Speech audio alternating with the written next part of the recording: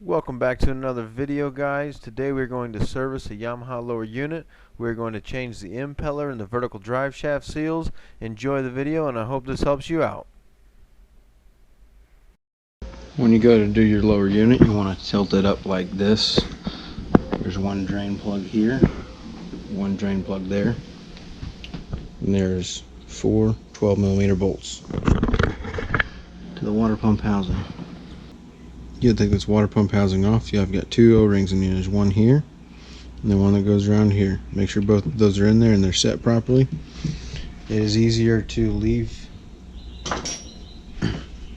this metal cup on here to use to pry to get this metal piece off like that.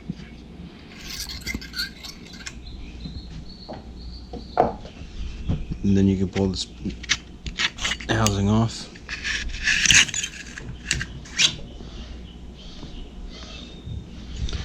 A lot of times the impeller will not come off with that, but this time it did. Take this metal plate and put this in here. Set it down. If you look right here, there's two tabs. Make sure those seat in there properly. And then you also have these three rings. If you look, one of them is curved.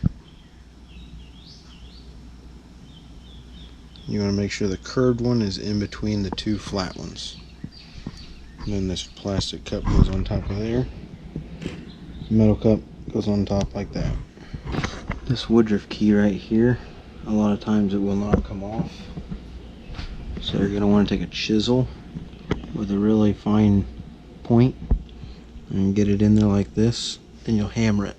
This one is loose, so we don't need to do that. But if it is stuck, you want to make sure you use a fine chisel, or else you will shear the pin off, and then you got to get heat to get it out of there. Once you get the water pump housing and the impeller, everything off, you can take a screwdriver and pop this plate up with the gasket. You're going to want to take the gasket off and throw that away.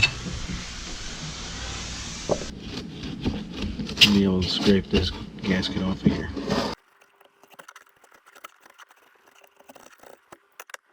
And then what you're going to want to do is get on a wire wheel and clean this off.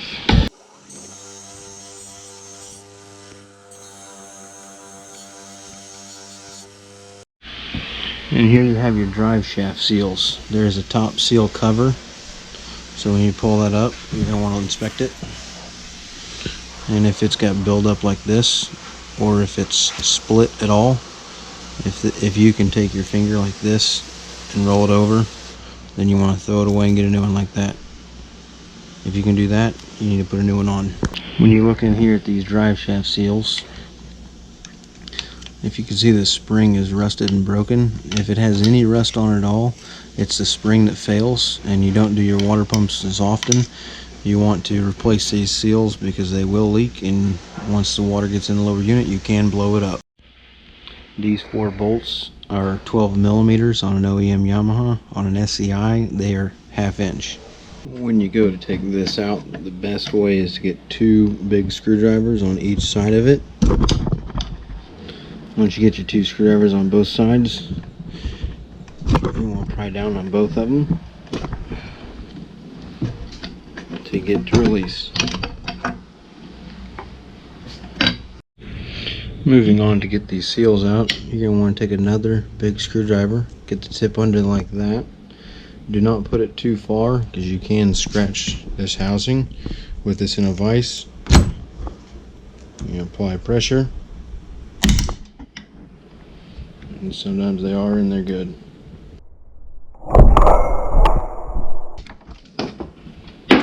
Okay, there's one.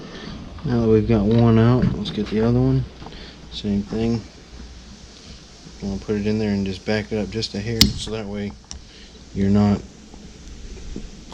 scratching the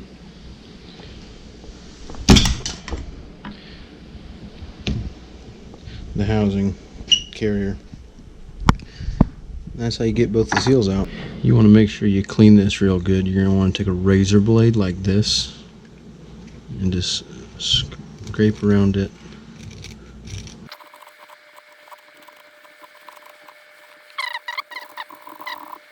These are your drive shaft seals. They're very common on a lot of models. When you have this all cleaned out as best you can, you take this seal with the spring facing up. You want some kind of a gasket sealant compound. You're going to put it around the rim of your seal.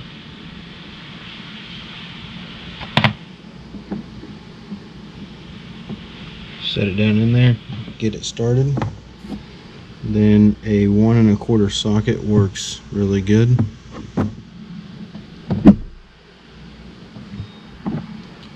And there you go.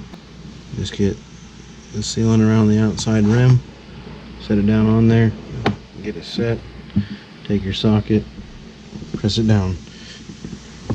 You shouldn't have to hammer it. If you clean it real good and get the sealant on there, you should be able to just take the butt of the socket and push it down by hand. And then you're going to want to take a rag, wipe this sealant off, and then we're ready to put it back on. Putting this back on, make sure that this hole right here, you want to grease that O-ring real nice. But that hole right there, you want it to face down like this, so that way it faces that hole right there. And then you just slide this down in here like this, get it set on there. Once you get it set on there like this, you just push it down. Make sure it seats all the way. Now ready to grease our bolts and put it back together. Again, it is very important that you grease all these bolts when you put them back in. Get them started by hand. And then once you get them started by hand, then you can run them down and torque. Before you put this seal on here on this cover, grease that up real heavily, and it will help preserve that spring, and it will also help from getting that buildup in there that messes this seal up. And put that on there with this tab facing aft, so it goes right like this, and on there like that. And then we've got this nice clean plate that we've got all cleaned up. Slide that on down in there. And just slide that down like that, and then you're on there. For this woodruff key, you put a little grease in there. You can grease that up like that. Once you got that greased up, you can take this woodruff key, stick it in there,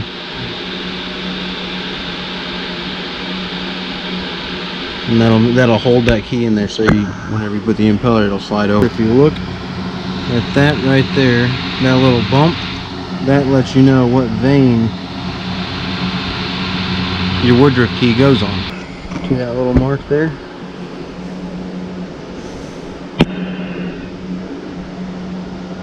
And we'll just slide it down. Once you get it slid down, you need to be careful of the woodruff key and make sure that you get it in there.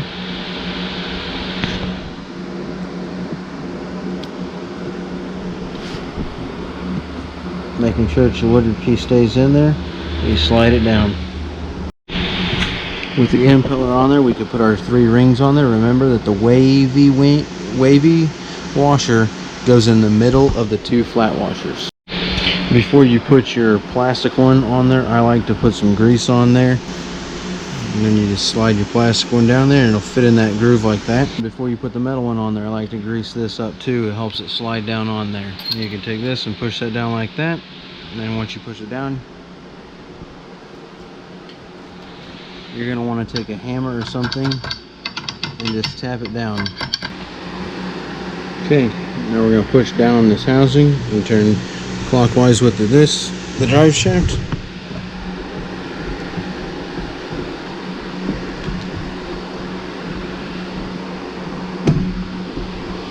Until the housing sits down nicely. We're going to grease our bolts and then we're done. When you're filling up the gear case, you want it to be tilted back. If you can see, this is tilted slightly like this. That is because whenever you fill it from the bottom here, you want this cone shape here to be pointed like this. So if there's any air bubbles back here, the gear lube will push the air bubbles up like this and out up to the vent. We fill it from the bottom until it comes out the top, put the top screw in first, and then once the top screw's in and tight, then we'll take this out and put the bottom one in.